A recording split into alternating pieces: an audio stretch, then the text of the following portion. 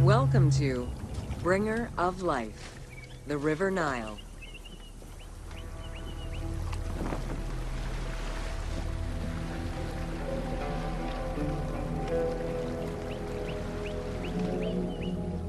The ancient Egyptians called the dark fertile soil of the Nile the Black Lands, and the surrounding desert was referred to as the Red Lands.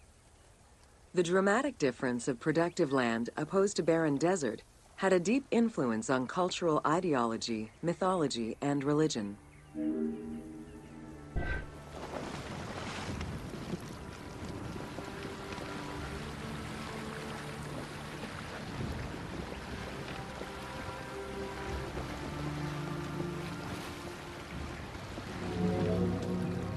The Nile determined much of Egyptian civilization. For example, the seasonal cycle of the Nile was so consistent that ancient Egyptians created their calendar around it. The flood season, or Akhet, was when the departing floodwaters left arable soil for crops. It was followed by the growing and harvesting seasons, known as Peret and Shemu. These regular seasons, along with abundant wildlife and rich soil, meant that Egypt's denizens were able to nourish themselves and ensure their country's strength in trade.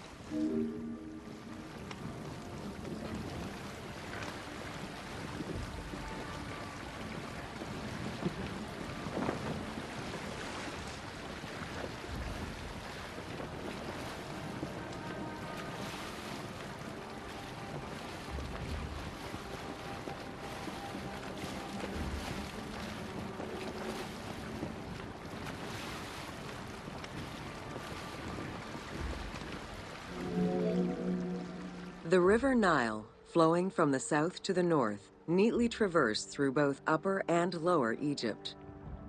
All of Egypt's major cities were built along this narrow ribbon of life.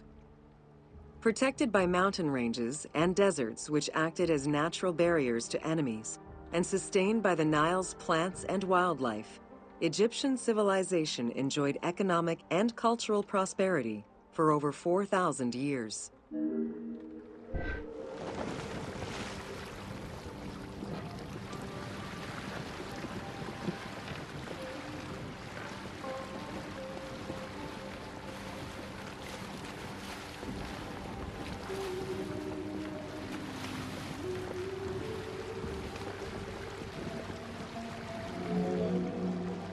Both ancient Egyptians and ancient Greeks referred to the Nile as the river in their respective languages. Stretching a distance of over 6,700 kilometers, the Nile is one of the longest rivers in the world. It flows south to north, spanning 11 countries. The River Nile originates in the region of the Great Subequatorial Lakes, including one of the largest in the world, Lake Victoria near Tanzania.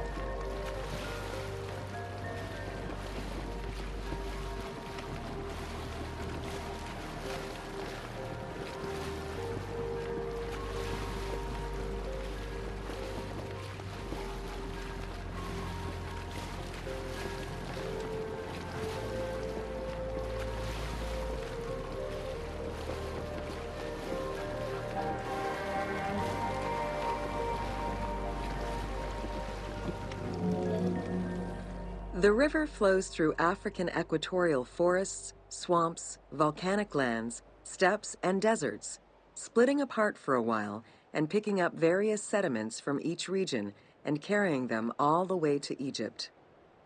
Its main artery, known as the White Nile, rejoins with the Blue Nile in Khartoum. This is where it weaves through rich deposits of silt and nutrients, carrying them along in its wake.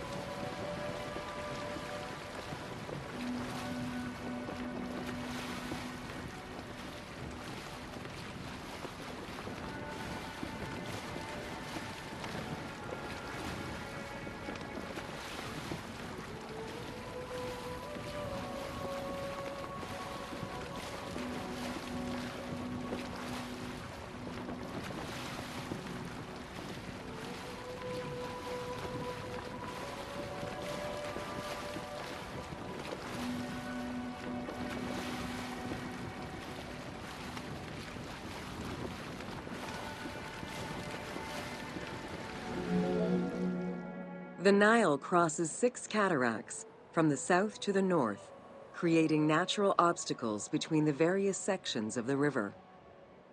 The cataracts are long zones of about 100 kilometers, where the bubbling and rapidly swirling waters advance tumultuously amid enormous heaps of rocks and benches of hard stone.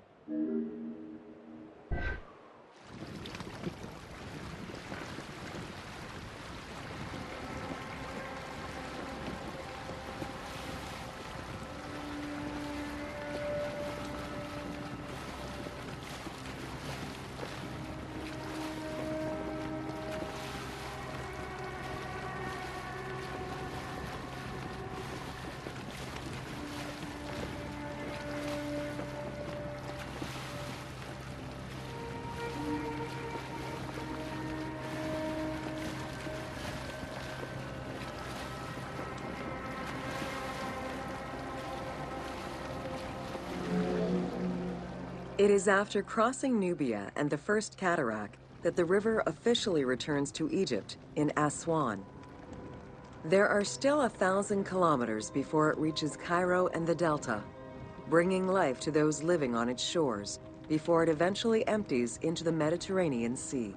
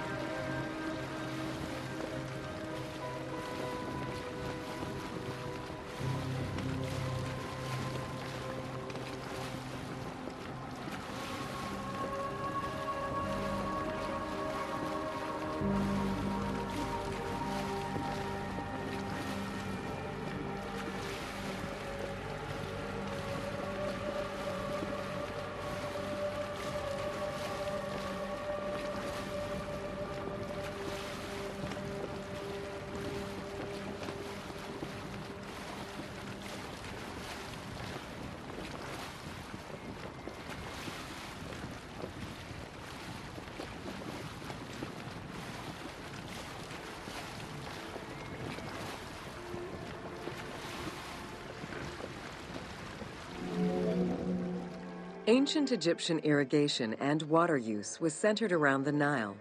However, they also had access to streams and rivers, as well as several large lakes. The Delta, situated at the north end of the Nile, also known as Lower Egypt, is a large irrigated area where the river splits into several tributaries.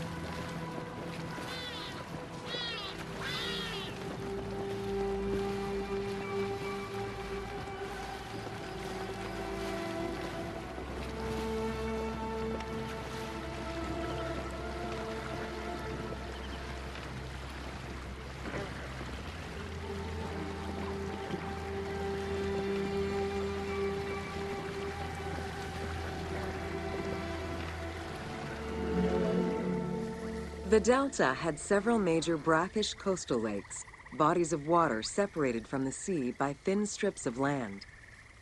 A mix of deep to shallow waters, salt swamps, and sand plains, these lakes were refuge to a wealth of species, as well as water and land plants. The occasional bandit could also be found sheltering within the denser reeds, waiting for the unwary traveler.